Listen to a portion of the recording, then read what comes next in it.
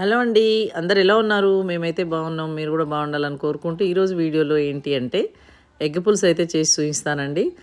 Egg పులుసు అందరూ చేసుకుంటారు కదా! నువ్వేంటి చూయించేది అనుకుంటున్నారా? ఎస్, నేనైతే నాటుకోడి గుడ్లతో ఎగ్ పులుసు చేసి చూపిస్తాను.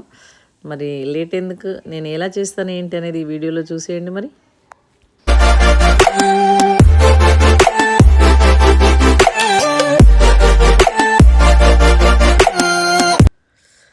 ఇవి నాటుకోడి గుడ్లు నాకు తెలిసిన వాళ్ళు అమ్ముతుంటే తీసుకొచ్చుకున్నా అండి. నేనైతే ఒక అర డజన్ అయితే తెచ్చాను. ఆల్రెడీ 2 తినేసాంలేండి. ఇంకా 4 ఎగ్స్ అయితే ఉన్నాయి నా దగ్గర. ఆ 4 ఎగ్స్ని అయితే ముందుగా బాయిల్ చేసి పెట్టుకుంటున్నా.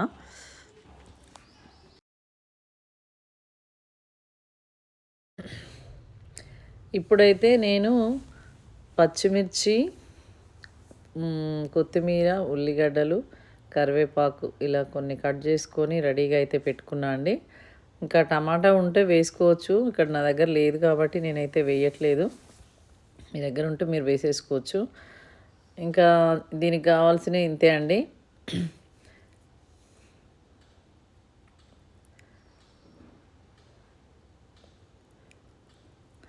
ఇంకా ఈ లోపు అయితే కర్రీ రెడీ అయితే బాయిల్ అవుతున్నాను. చింతపండు గుజ్జు కూడా నేనైతే ముందుగానే తయారు చేసుకుంటున్నా అండి.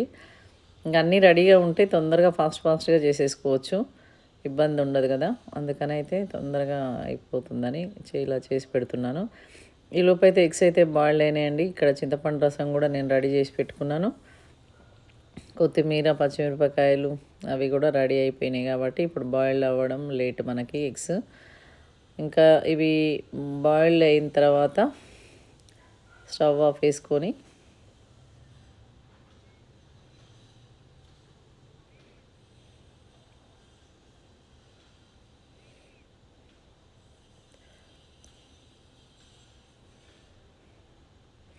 ఎగ్స్ అయితే పొట్టు తీసుకుందామండి. ఎందుకంటే అన్నీ రెడీగా పెట్టుకుంటేనే ఫాస్ట్గా చేసుకోవడానికి ఉంటుంది కదా, అందుకనే ఎగ్స్ కూడా పొట్టు తీసి పెట్టుకుందాం. ఎంతైనా నాటుకోడి గుడ్డు బలం అంటారు కదండి, అందుకనే బాయిల్డే చేసిన. లేదు అంటే దాదాపు ఆమ్లెట్ వేస్తుంటాం మేమైతే. ఎగ్స్తో పులుసు పెట్టాలి అనేది అనిపించింది నాకైతే, అందుకనే నేనైతే నాటుకోడి గుడ్లతో పులుసు పెడదామని ఈరోజైతే ఇలా ప్రిపేర్ చేశాను నేను. నేనైతే ఇదే ఫస్ట్ టైం అండి నాటుకోడి గుడ్డుతో పులుసు. ఎప్పుడైనా బాయిలర్ ఎగ్స్ తోటే, మనకు నాటుకోడి గుడ్లు అనేది చాలా తక్కువ కదండి దొరకడము. అమ్ముతారంట కానీ నాకు ఎక్కడ అమ్ముతారో తెలియదు. కాబట్టి ఈ మధ్య నాకు తెలిసింది, అందుకనైతే తీసుకొచ్చాను నేను నాకు తెలిసిన వాళ్ళ దగ్గర. బాగుంది. ఇంకా అదే గిన్నెనైతే నేను స్టవ్ మీద పెట్టేసుకున్నా అండి. మళ్ళీ స్టవ్ ఆన్ చేసుకొని ఇప్పుడు ఈ ఎగ్గు పులుసుకు ఆయిల్ కావాలి కదా, ఇప్పుడు ఆయిల్ అయితే యాడ్ చేసుకుంటాను.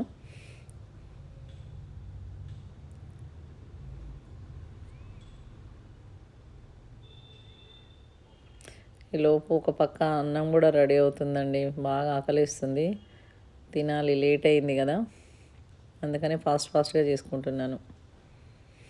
ఇప్పుడైతే ఆయిల్ వేసేసుకుందాం. నేనైతే కొంచెమే వేస్తున్నా అండి, మరీ ఎక్కువ కావాలనుకున్న వాళ్ళు ఎక్కువ వేసుకోండి. నేనైతే లైట్గానే వేసుకుంటున్నాను. ఇంకా ఇప్పుడైతే పచ్చిమిర్చి, ఉల్లిపాయలు వేసేస్తా.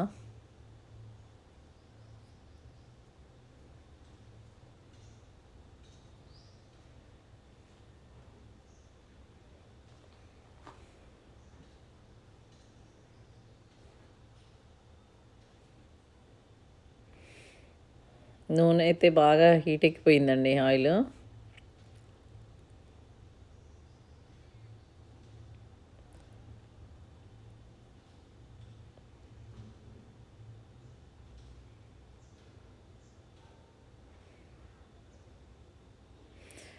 ఫోర్ ఎగ్సే కాబట్టి నేను కొంచెమే పులుసు అయితే ప్రిపేర్ చేసుకున్నా అండి. మీరు ఎక్కువ ఎగ్స్ ఉంటే ఎక్కువ క్వాంటిటీలో చేసేసుకోవచ్చు.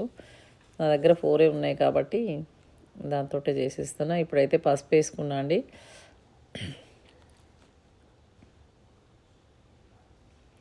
తొందరగా అయిపోతుంది కదా అండి ఎగ్ పులుసు అయితే.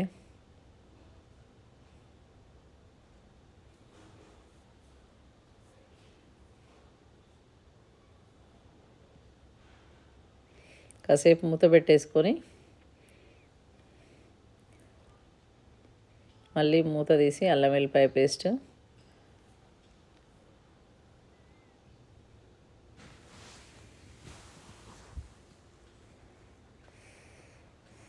మళ్ళీ ఒకసారి ఇలా కలుపుకోవాలండి.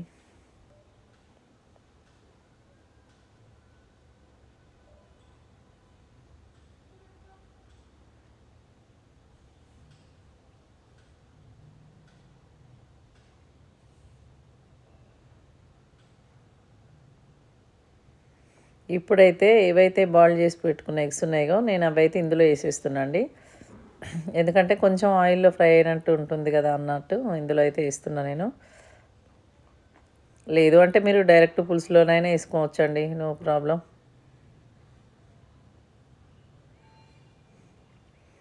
ఇంక ఇందులోనే అన్ని కరివేపాకు, కొత్తిమీర అన్నీ ఇందులోనే వేసేస్తున్నాను.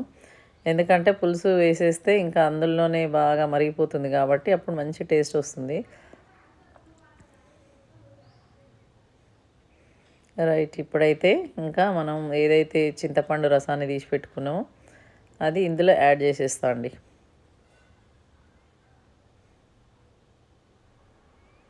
ఇది చింతపండు రసం మీ ఇష్టం అండి. ఇది మీకు ఎంత చిక్కగా కావాలో అంత మనం చూస్ చేసుకోవాలి. నేనైతే మరీ చిక్కగా కాకుండా మరీ పలసగా కాకుండా మీడియంగా ఉండేలాగా చూసుకుంటా.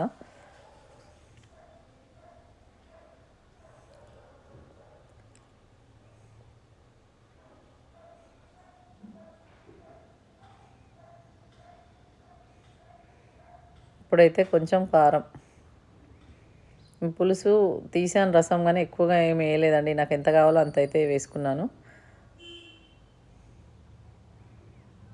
ఉప్పు, ఈ పులుసులో ఏంటంటే ఉప్పు కారం మంచిగా ఉంటేనే పులుసు టేస్ట్ వస్తుందండి. లేదు అంటే మనం మరీ పులుపు ఎక్కువ అవ్వడం అట్లాంటివి ఉంటాయి. ఇందులో నేనైతే జీలకర్ర పొడి, మెంతి పొడి కూడా యాడ్ చేస్తున్నాను. అన్నిటికంటే ఎగ్ పులుసులో మెయిన్ ఇంపార్టెంట్ జీలకర్ర పొడి, మెంతి పొడి వేయకపోతే అది ఎగ్ పులుసు లాగా అయితే అనిపించదండి నాకైతే. ధనియా పొడి,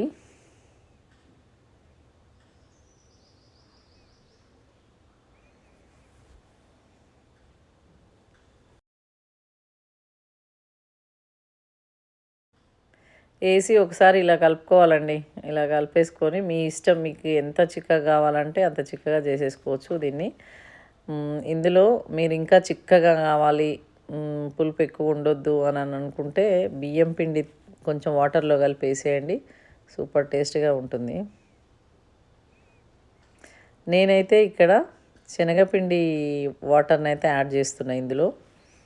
మీరు కావాలంటే బియ్యం పిండి కూడా యాడ్ చేసుకోవచ్చు. శనగపిండి వద్దు గ్యాస్ అని అనుకుంటే మాత్రం శనగపిండి కూడా యాడ్ చేసుకోవచ్చు. నేను ఎక్కువగా శనగపిండినే యాడ్ చేస్తుంటా అండి ఇందులో. చూడండి చిక్కగా ఉంది కాబట్టి కొంచెం వాటర్ యాడ్ చేసుకోవచ్చు మనం. మరీ వద్దు చిక్కగా అని అనుకుంటే వాటర్ని అయితే యాడ్ చేసుకోవచ్చు అండి. ఇప్పుడు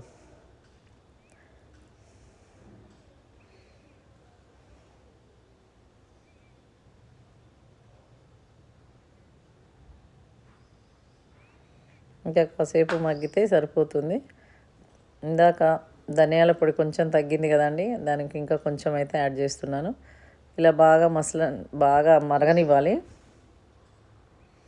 ఇంకా కొత్తిమీర కూడా ఇంకా కొంచెం ఉంది, అది కూడా వేసేస్తున్నా.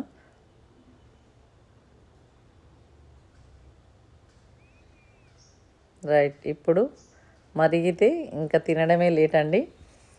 ఎమ్మి ఎగ్ పులుసు రెడీ అయిపోతుంది. ఇంకా ఒక పక్క అయితే పులుసు రెడీ అవుతుందండి. మూత పెట్టేసుకొని ఇంకా ఒక 10 నిమిషాలు 10 మినిట్స్ మగ్గితే సరిపోతుంది.